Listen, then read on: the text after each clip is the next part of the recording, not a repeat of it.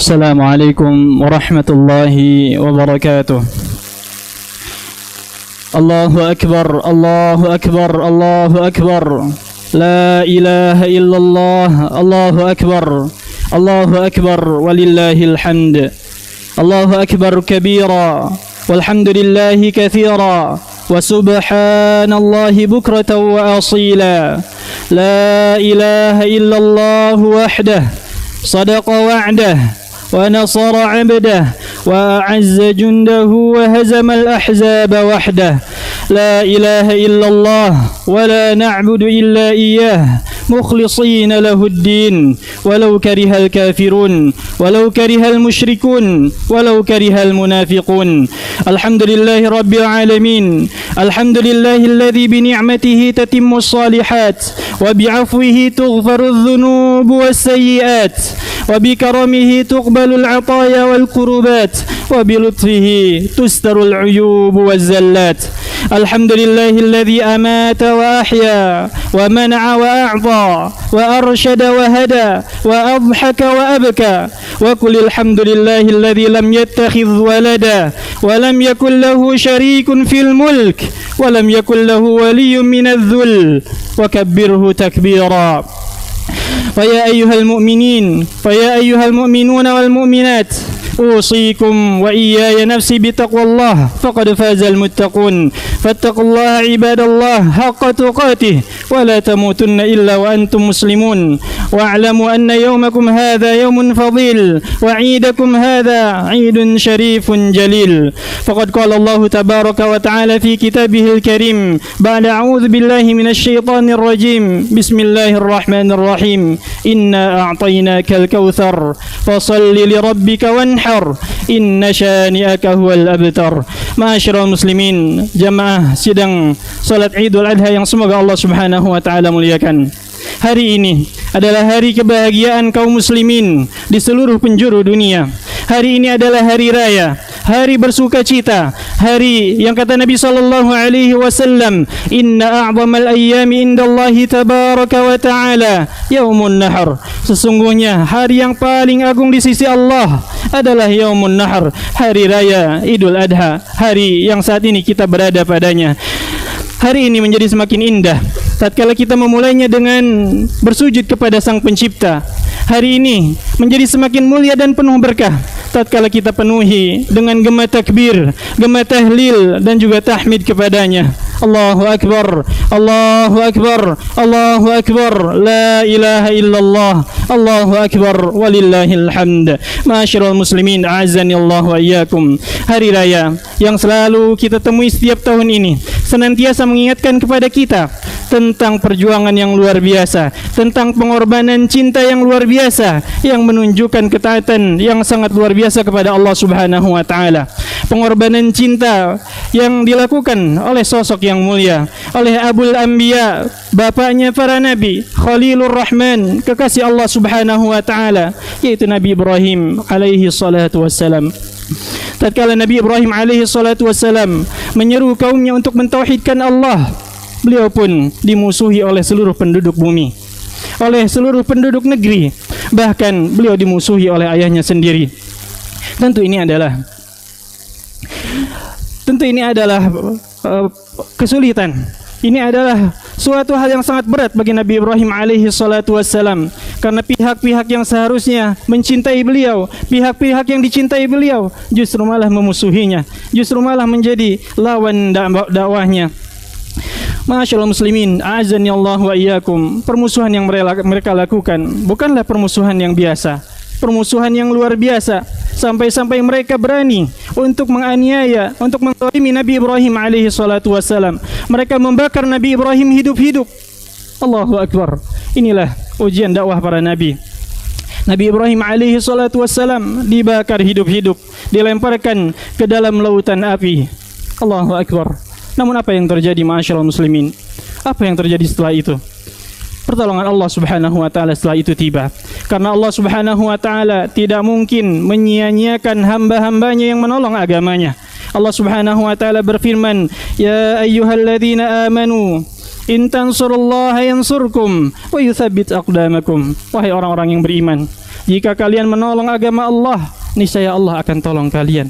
Allah Subhanahu wa taala juga akan meneguhkan kedudukan kalian. Pertolongan Allah Subhanahu wa taala pun tiba. Api yang tadinya panas, Allah Subhanahu wa taala perintahkan kepadanya untuk menjadi dingin. Allah berfirman kepadanya, "Ya nar, wahai api, kuni bardan wa salaman ala Ibrahim." Jadilah engkau dingin dan memberikan keselamatan kepada Nabi Ibrahim. Allahu akbar, Allahu akbar, Allahu akbar, walillahil hamd. Masyaallah muslimin, a'azzani Allah wa iyyakum. Sesungguhnya dunia ini adalah darul bala, adalah tempatnya ujian. Allah Subhanahu wa taala senantiasa menguji kita dengan berbagai macam ujian dan ujian yang dengannya terbedakan siapa yang beriman dan siapa yang imannya hanya sebatas pengakuan. Ujian yang dengannya terbedakan siapa yang baik amalnya dan siapa yang sebaliknya. Allah Subhanahu wa taala berfirman, "Ahasiban nasu an yutraku an yaqulu amanna wa hum la yuftanun." Apakah manusia mengira mereka akan dibiarkan begitu saja mengaku dirinya beriman tanpa ada ujian?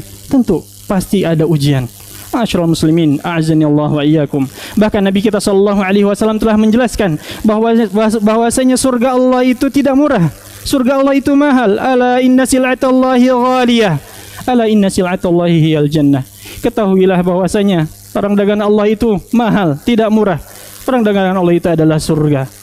Allah Subhanahu wa taala di dalam Al-Qur'an di surah Al-Baqarah berfirman kepada para sahabat yang telah lama berhijrah dan telah lama mendapatkan banyak sekali musibah dan ujian-ujian. Allah Subhanahu wa taala berfirman kepada mereka, "Am hasibtum an tadkhulul jannah wa lamma ya'tikum mathalul ladzina khalau min qablikum?" Apakah kalian mengira kalian akan masuk ke dalam surga padahal kalian tidak pernah menimpa kepada kalian apa yang dahulu menimpa orang-orang sebelum kalian? Apa yang telah menimpa mereka? Masathumul ba'sa. Mereka ditimpa kemelaratan, mereka ditimpa penderitaan. Mereka digoncang dengan berbagai macam ujian sampai-sampai hatta yaqular rasul walladzina amanu ma'ah mata nasrullah, sampai-sampai orang-orang yang beriman dan juga Rasul berkata, mata nasrullah, kapan pertolongan Allah ini tiba? Namun kata Allah, ala inna nasrallahi qarib, ketahuilah bahwasanya pertolongan Allah itu dekat. Allahu akbar, Allahu akbar, Allahu akbar, walillahil hamd.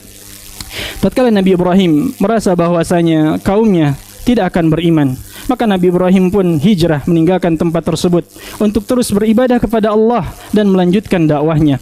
Nabi Ibrahim berkata, inni dzahibun ila rabbi sayahdin, sesungguhnya aku pergi menuju Rabbku akan memberikanku petunjuk.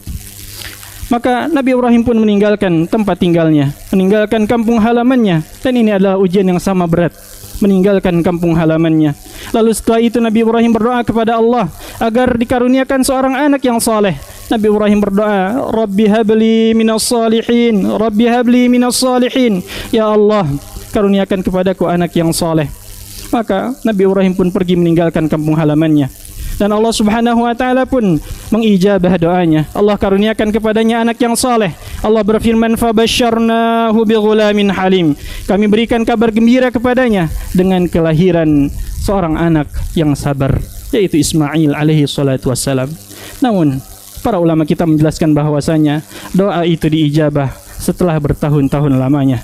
Anak itu baru dikaruniakan oleh Allah tatkala Nabi Ibrahim sudah tua, sudah berumur lebih dari 80 tahun. Masyaallah muslimin, a'azzani Allahu wa iyyakum. Bayangkan betapa berharganya anak tersebut kepada Nabi Ibrahim alaihi salatu wassalam. Bayangkan betapa sayangnya Nabi Ibrahim alaihi salatu wassalam kepada anak tersebut, anak yang dinanti-nanti sekian tahun lamanya. Masyaallah muslimin, a'azzani Allah wa iyyakum. Akhirnya anak itu pun lahir. Anak itu pun terus tumbuh dewasa, tumbuh hingga remaja dan dapat membantu ayahnya. Namun apa yang terjadi ma'asyiral muslimin? A'azzani Allah wa iyyakum. Allah Subhanahu wa taala kembali menguji Nabi Ibrahim alaihi salatu wassalam. Allah Subhanahu wa taala ingin menguji cinta Nabi Ibrahim kepadanya melalui anak tersebut. Anak yang dinanti-nanti itu ternyata Allah Subhanahu wa taala perintahkan kepada Nabi Ibrahim untuk menyembelihnya. Allahu akbar. Allahu akbar, Allahu akbar, la ilaha illallah, Allahu akbar, Allahu akbar, walillahil hamd. Ma'asyiral muslimin, azani Allah wa iyyakum. Allah Subhanahu wa taala sering menguji kita dari arah yang kita cintai. Kenapa demikian? Allah Subhanahu wa taala berfirman, "Wa nabluukum bisyarri wal khair." Allah terkadang menguji dengan keburukan dan terkadang Allah Subhanahu wa taala menguji dengan kebaikan. Kenapa demikian? Allah Subhanahu wa taala menguji dari arah yang kita cintai. Semua itu adalah agar kita tidak terpaut padanya, agar hati kita, kecintaan kita tidak terpaut kepada perkara-perkara tersebut, agar cinta kita lebih kita prioritaskan kepada Allah Subhanahu wa taala. Nabi kita sallallahu alaihi wasallam bersabda, "Thalathun man kunna fihi wajada bihinna halawatal iman." Ada 3 perkara yang jika kita miliki, maka niscaya Allah Subhanahu wa taala akan berikan kepada kita nikmat manisnya iman. Di antara 3 perkara tersebut adalah an yakunallahu wa rasuluhu ahabba ilaihi mimma siwahuma. Hendaknya Allah Subhanahu wa taala dan rasulnya lebih kita cintai daripada cinta kita kepada selainnya. Masyaallah muslimin, azani Allah wa iyyakum. Ujian ini lebih berat daripada ujian dilemparkan ke dalam api. Karena betapa sering seorang ayah lebih mencintai dirinya dibanding lebih mencintai anaknya dibanding cinta kepada dirinya sendiri. Betapa sering seorang ayah lebih menderita tatkala anaknya kesakitan dibanding kesakitan yang dirasakannya. Masyaallah muslimin, azani Allah wa iyyakum. Namun Nabi Ibrahim alaihi salatu wassalam adalah kekasih Allah, adalah orang yang sangat mencintai Allah Subhanahu wa taala melebihi segalanya. Nabi Ibrahim alaihi salatu wassalam pun tetap menyampaikan perintah tersebut kepada anaknya. Ia berkata kepada anaknya, "Ya bunai, wahai anak tercintaku, inni ara fil manami anni azbahuka, fanzur madza tara." Sesungguhnya aku melihat di dalam mimpi aku menyembelihmu. Maka bagaimana pendapatmu? Allahu akbar, Allahu akbar, Allahu akbar, walillahil hamd. Ma'asyiral muslimin, a'azzani Allah wa iyyakum. Wahyu adalah derajat wahyu, mimpi adalah derajat wahyu yang paling rendah bagi para nabi. Namun meskipun demikian, meskipun itu adalah derajat paling rendah, Nabi Ibrahim alaihi salatu wasallam tidak ragu terhadap wahyu tersebut. Nabi Ibrahim alaihi salatu wasallam tetap menyampaikan perintah untuk menyembelih anaknya tersebut kepada anaknya. Dengan penuh kelembutan Nabi Ibrahim berkata, "Fanzur madza tara." Maka bagaimana pendapatmu wahai anakku? Masyaallah muslimin, semua itu beliau lakukan agar Ismail alaihi salatu wasalam menjalankan perintah Allah Subhanahu wa taala itu tanpa adanya keterpaksaan, tapi murni karena kesolehan beliau kepada Allah Subhanahu wa taala. Lantas Ismail pun menjawab dengan penuh kesolehan, dengan penuh kesabaran dan ketabahan. Beliau mengatakan, beliau mengetahui bahwasanya itu merupakan perintah Allah, merupakan wahyu yang tidak mungkin untuk ditolak. Karena Allah Subhanahu wa taala berfirman, "Wa ma kana lil mu'minin wa la mu'minatin idza qadallahu wa rasuluhu amran an yakuna lahumul khiyaratu min amrihim." Tidak pantas seorang mukmin dan mukminah ketika Allah dan Rasulnya sudah menetapkan suatu keputusan, dia mengambil keputusan yang lain. Maka Ismail pun berkata kepada ayahnya, "Ya abati, wahai ayah tercintaku, if'al ma tu'mar." Lakukanlah apa yang telah diperintahkan kepadamu. Satajiduni insyaallahu minas sabirin. Insyaallah engkau akan mendapatiku termasuk orang-orang yang sabar. Allahu akbar, Allahu akbar, Allahu akbar, walillahil hamd. Tatkala proses penyembelihan dimulai, Nabi Ibrahim alaihi salatu wassalam membaringkan Ismail di atas pelipisnya agar Nabi Ibrahim tidak melihat anaknya yang kesakitan tatkala nanti disembelih. Khawatir beliau tidak mampu dan tidak rela sehingga tidak melanjutkan tugas tersebut. Tatkala Ibrahim sudah benar-benar bersiap untuk menyembelih sang anak dan Ismail pun telah pasrah untuk disembelih, maka ketika itu Allah Subhanahu wa taala telah mengetahui kejujuran mereka berdua, telah mengetahui kesungguhan mereka berdua. Maka Allah Subhanahu wa taala menyeru Ibrahim, "Ya Ibrahim, qad saddaqta ar-ru'ya." Allah menyeru Ibrahim, kemudian memujinya.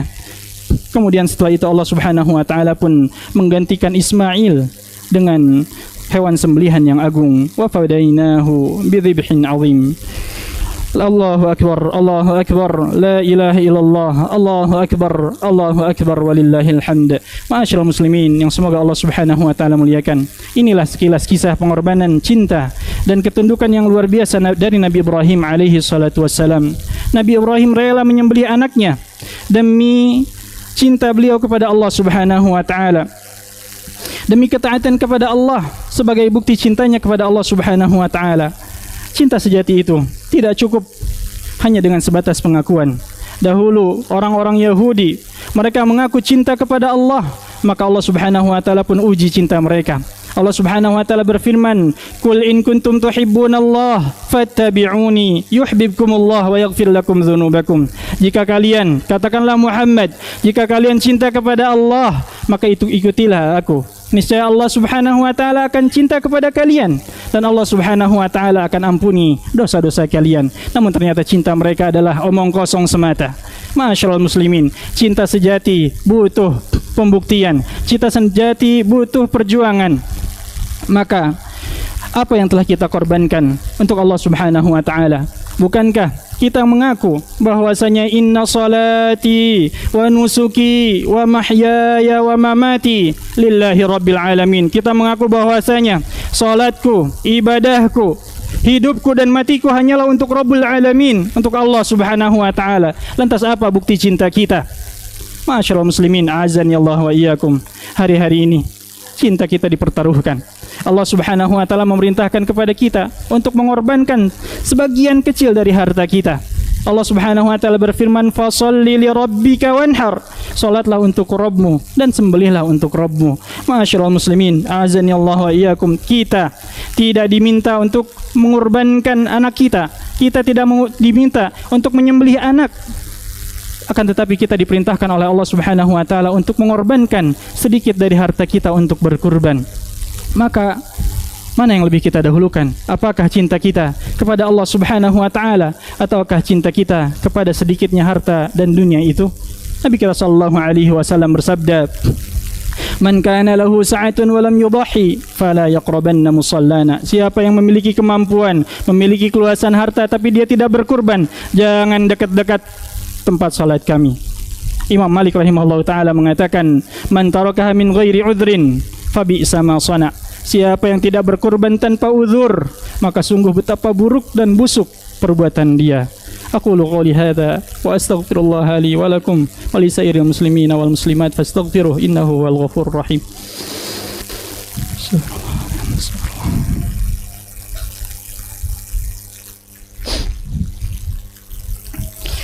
Alhamdulillahi rabbil alamin wa bihi nasta'in ala umuri dunya waddin wassalatu wassalamu ala nabiyyina Muhammadin wa ala alihi wa sahbihi ajma'in, amma ba'du. Allahu akbar, Allahu akbar, la ilaha illallah, Allahu akbar, Allahu akbar, walillahil hamd. Ma'asyiral muslimin, a'azzani Allah wa iyyakum. Hari ini adalah hari raya, hari bersuka cita, hari bergembira.